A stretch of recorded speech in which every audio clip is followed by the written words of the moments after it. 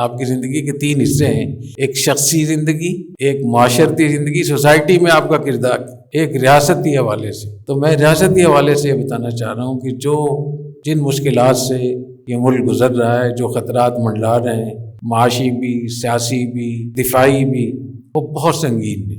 اس کے لیے ہمیں ہر شخص کو کچھ چیزوں پر عہد کرنا چاہیے۔ وہ یہ کہ جہاں اس ملک کو ہم اپنا ملک سمجھیں گے، اس ملک کو ہم اگر یہ ایک بات یاد کر لیں نا کہ آنرشپ آ جائے اس کی، تو بہت ساری چیزوں سے ہمیں نجات بھی مل جائے گی اور بہت ساری چیزوں کی، اچھی چیزوں کی توفیق بھی ہو جائے گی۔ ہم اپنے گھر کو اپنا گھر سمجھتے ہیں، اپنی اولاد کو اپنی اولاد سمجھتے ہیں، اپنے کاروبار کو اپنا کاروبار سمجھتے ہیں، اپنی دکان کو اپنے دکان سمجھتے ہیں، اپنے مدرسے کو اپنا مدرسہ سمجھتے ہیں۔ تو ہمارا ریڈار فوراً کام کرتا ہے کہ یہ نقصان ہوگا ہمارے گھر کو، ہمارے کاروبار کو، ہماری دکان کو، تو وہاں کبھی بھی آپ یہ نہیں کر سکتے گھر کے نقصان کو آپ برداشت کر لیں۔ اس ملک کو اگر آپ اپنا ملک سمجھنے لگے، جو حقیقتاً بہت بڑی ذمہ داری ہے شریعت کے لحاظ سے بھی، جیسے میں نے پہلے ہی بتایا تھا کہ ہمارے دین میں نبوت کے بعد سب سے بڑا درجہ ریاست کا ہے۔ یاد رکھیے، مدرسہ، مسجد یہ ریاست سے نیچے آتا ہے۔ اگر پاکستان میں 50,000 مدرسے ہیں تو پاکستان کس چیز کا نام ہے؟ پاکستان ایک ایسا خطہ ہے 8.25 لاکھ مربع کلومیٹر کا، اس میں 50,000 مدرسے ہیں، اس میں 10 لاکھ علماء ہیں، اس میں اتنے لاکھ حافظ ہیں، اس میں اتنے تبلیغی کام ہو رہے ہیں، دعوت کے کام ہو رہے ہیں، سب کا مجموعہ ہے نا۔ تو مدرسہ خود آ جائے گا اس میں، مدرسہ خود ریاست میں موجود ہے۔ اگر آپ صرف مدرسے کو لے رہے ہیں تو مدرسہ تو ایک جز ہے، اور یہ دنیا کا مسلمہ اصول ہے کہ کل جو ہوتا ہے وہ جز سے بڑا بھی ہوتا ہے اور اہم بھی ہوتا ہے اور اس کی وہ زیادہ بھی ہوتا ہے۔ اپنے ملک سے، اپنی ریاست سے وفاداری، حب الوطنی، آنرشپ، اس کا ہم آپ آج عزم کریں، عہد کریں کہ اللہ ہم اس ملک کو اپنا گھر سمجھیں گے، اپنی چیز سمجھیں گے، اس کا نفع کو اپنا نفع سمجھیں گے، اس کے نقصان کو اپنا نقصان سمجھیں گے، اس کی عزت کو اپنی عزت سمجھیں گے، اس کی بے عزتی کو اپنی بے عزتی سمجھیں گے، اس کی معیشت کو اپنی معیشت سمجھیں گے۔ یہ ہم عہد کریں اور عزم کریں اس کا۔ دوسری چیز، ریاست کی ریٹ، جیسے ہمارا ایک کلچر بن گیا ہے کہ ریاست کی ریٹ کو چیلنج کرنا، اس کی مخالفت کرنا، اور اس مخالفت پہ اپنے آپ کو ہیرو سمجھنا کہ میں نے اتنی فلاں چیز، میں نے سگنل توڑ دیا، میں نے فلاں کام کر دیا۔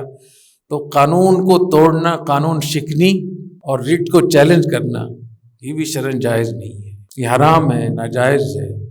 جائز چیزوں میں حکومت کے قوانین کی اطاعت کرنا واجب ہے، نہیں کریں گے تو گناہگار ہوں گے۔ تیسری چیز ہے ڈسپلن۔ جو بدنظمی، بد انتظامی ہمارے ملک میں ہے، بدنظمی بالعموم مدرسوں میں، اسکولوں میں، کالجوں میں، یونیورسٹیوں میں، سرکاری اداروں میں، عام معاشرے میں چلے جائیں، اس بدنظمی اور بد انتظامی کی وجہ سے بہت ہمیں نقصان ہو رہا ہے۔ یہ بھی ایسی چیز ہے کہ اگر ہم ڈسپلن ہمارے اندر آ جائے تو اس پر بھی ایک ریسرچ موجود ہے کہ اگر ہمارے معاشرے میں ڈسپلن اگر آ جائے تو 70% گناہوں سے، جو اجتماعی ہم گناہ کرتے ہیں، ان سے ہم بچ سکتے ہیں۔ 70%۔ تو ایک ایسا دین جس میں اتنی زیادہ صفائی ستھرائی، اتنے زیادہ نظم و ضبط، اتنی ڈسپلن، اس کے جو لوگ ہیں وہ ایسے جانوروں کی زندگی گزار رہے ہیں، اس کے نام لینے والے، کوئی پتہ نہیں ہے، نہ وقت کی پابندی ہے، نہ صفائی ستھرائی ہے، نہ گھر صاف ہے، نہ گھر کا سامنے والا بیت الخلاء صاف نہیں ہے، کچن صاف نہیں ہے، مہمان خان صاف نہیں ہے، پورا ایک گند بلا پورا اکٹھا کر کے ہم نے دین کے نام پہ کر دیا۔ تو یہ جو ڈسپلن کی بات ہے، یہ ہمیں اس ڈسپلن کا اہتمام کرنا چاہیے اور بد نظمی، بد انتظامی سے ہمیں توبہ کرنی چاہیے۔ چوتھی چیز، دیانت داری، دیانت امانت۔ دیانت امانت میں ہم کہاں کھڑے ہیں؟ ہمارے پاس جو مدرسے کی کتابیں ہیں، کہ آپ کے پاس امانت ہے، ان کی حفاظت کر رہے ہیں؟ جو سامان ہے آپ کے پاس، جو آپ کہیں ملازمت پہ جاتے ہیں، جو بھی آپ کی ذمہ داری امانت ہے، کیا اس امانت کو آپ صحیح طریقے سے ادا کر رہے ہیں؟ تو دیانت داری، امانت داری کے حوالے سے بھی ہمارا معاشرہ مجموعی طور پہ، میں اس میں مستثنیٰ نہیں کروں گا کہ مدرسے اس سے الگ ہیں اور اسکول الگ ہیں، سب میں ہی یہ چیزیں موجود ہیں۔ تو ہمیں اس کا بھی عہد کرنا چاہیے کہ اللہ ہم خیانت سے ہم توبہ کرتے ہیں، اب تک جو کچھ ہم سے خیانت ہوئی ہے، جہاں ہم نے کسی کا وقت ضائع کیا ہے، کسی کو اور کوئی چیزیں ہم سے ہوئی ہیں، تو یا اللہ ہمیں معاف فرما، اور آپ سے عہد کرتے ہیں کہ آئندہ سال ہم دیانت داری کا، امانت داری کا اہتمام کریں گے۔ عہد کرتے ہیں نا اس کا۔ پانچویں چیز ہے خدمت، کہ ہم دوسروں کو دینا سیکھیں، لینا نہ سیکھیں۔ لینے کی ہمارے دین میں کوئی فضیلت کہیں بھی نہیں ہے کہ جو اتنے پیسے کسی سے مانگے گا اس کو یہ فضیلت ملے گی۔ قرض لینے کی فضیلت نہیں ہے، دینے کی فضیلت تو ہے۔ لینے سے تو پناہ مانگی گئی، قرض لینے سے حضور اکرم صلی اللہ علیہ وسلم نے پناہ مانگی۔ تو یہ ہمارا معاشرہ جس کو ہم بھگت رہے ہیں، یہ پورا ہمارا سسٹم جو نظام زندگی ہے، جو ہمارا کلچر ہے، وہی ہمیں سکھاتا ہے کہ ہمیں بڑے سے بڑا رتبہ لینا ہے اور زیادہ سے زیادہ پیسہ کھینچنا ہے۔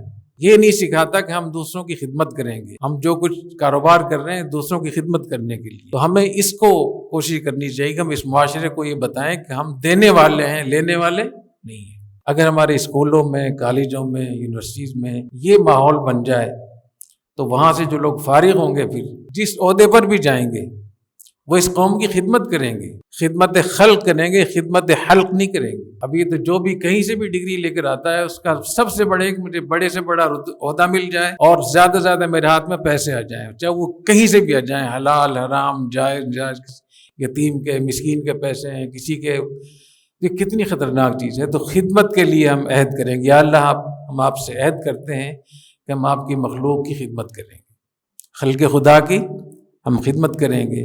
یا اللہ ہم عہد کرتے ہیں کہ ہم دینے والے بنیں گے، لینے والے نہیں بنیں گے۔ تو الید العلیٰ خیر من الید السفلیٰ، اوپر والا ہاتھ بہتر ہوتا ہے نیچے والے ہاتھ سے۔ اسی طریقے سے ہمارا پورا ملک جس طریقے سے ہم قرض میں جکڑے ہوئے ہیں، ہر چیز ہم امپورٹ کر رہے ہیں، ہر چیز ہم باہر سے لے رہے ہیں، تو یہ اپنے آپ کو اتنا بے بس کر دینا اور اتنا دوسروں کے تابع محمل کر دینا، ہر چیز میں ہم دوسروں کے تابع ہیں، تو کوئی قوم، کوئی ریاست، کوئی تہذیب کبھی زندہ نہیں رہ سکتی۔ تو ہم عہد کریں کہ یا اللہ ہم اس سے ہم توبہ کرتے ہیں اور جتنا ہم سے ہو سکے گا ہم اپنے پیروں پہ کھڑے ہوں گے، ہم خود انحصاری کی طرف جائیں گے، ہم خود بھی اور اپنے ملک کو بھی اپنے پیروں پہ کھڑا کریں گے، خود کفیل بنیں گے، خود انحصاری کی طرف جائیں گے۔